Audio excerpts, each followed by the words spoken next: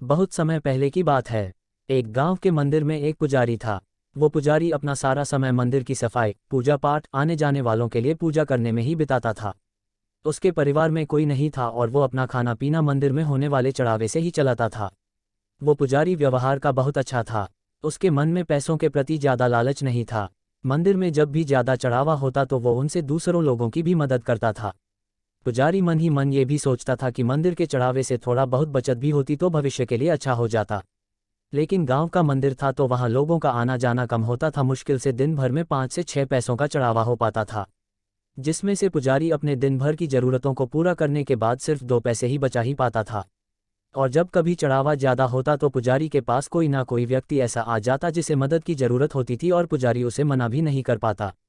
बहुत समय बीत गया लेकिन पुजारी पूरे दिन 2 पैसों से ज़्यादा बचत कर ही नहीं पाता था। वो हमेशा भगवान से यही प्रार्थना करता कि भगवान कुछ तो ऐसा करो कि मैं 2 पैसों से ज़्यादा की बचत कर पाऊँ। भगवान से प्रार्थना करके पुजारी रोज की तरह अपने काम में लग जाता। कुछ समय बाद पुजारी की शादी हो गई। घर में अब 2 लोग हो गए और खर्चा चलाने के लिए ज़्यादा पैसों की ज़रूरत पड़ने लगी। पुजारी की शादी होने के बाद मंदिर में लोगों का आना जाना बढ़ने लगा, जिसकी वजह से चढ़ावा भी ज़्यादा होता और अब पुजारी अपने घर के खर्चे पूरे करने के बाद 10 पैसे रोज बचाने लगा। धीरे धीरे पुजारी के पास ज़्यादा पैसे हो गए। कुछ पैसों से उसने अपने घर की मरम्मत करी और कुछ पैसों को भविष्य के लिए बचा लिया।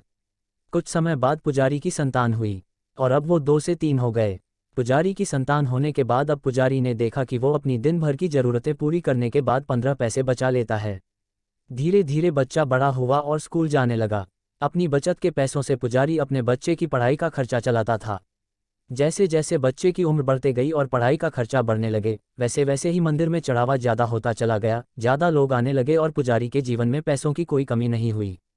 अपनी जिंदगी को इस तरह बदलता देख पुजारी ने एक दिन भगवान से प्रार्थना करी और पूछा कि भगवान, मैं रोज के 2 पैसे बचाता था और बहुत कोशिश करने के बाद भी मैं कभी 2 पैसों से ज़्यादा नहीं बचा पाया, लेकिन आज मैं सब खर्चे करने के बाद भी 30 पैसे बचा लेता हूँ, जो कि मेरे और मेरे परिवार के लिए बहुत हैं।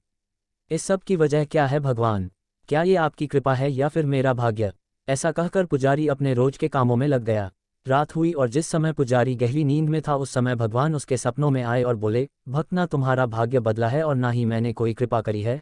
तुमने जिस दिन शादी करी और तुम्हारे घर जो स्त्री आई उसके आने से तुम 10 पैसे बचाने लगे, जिसमें 8 पैसे तुम्हारी पत्नी के भाग्य के थे, जिसकी वजह से तुम दोनों के पेट भर खाने पीने और बाकी जरूरतियों की पूर्ति होने लगी। फिर तुम्हारी संतान हुई और उसके होने के बाद तुम 15 पैसे बचाने लगे, जिसमें से 5 पैसे तुम्हारी संतान के भाग्य के थे, और आज जो तुम 30 पैसे बचा रहे हो उसमें से 15 पैसे तुम्हारे बच्चे की पढ़ाई और उसके बेहतर भविष्य के भाग्य के हैं।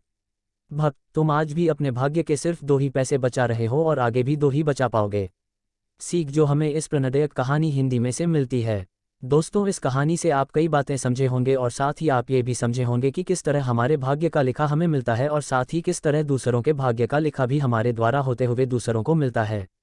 आपने देखा होगा कि कई बार लोग पार्टनरशिप में किसी काम की शुरुआत करते हैं और धीरे धीरे वो काम बहुत चलने लगता है, और जब काम चलने लगता है, इनकम होने लगती है, तो वो लोग पार्टनरशिप तोड़कर खुद का काम शुरू कर लेते हैं और फिर वो जो काम शुरू करते हैं वो नहीं चलता और उन्हें नुकसान होने लगता है।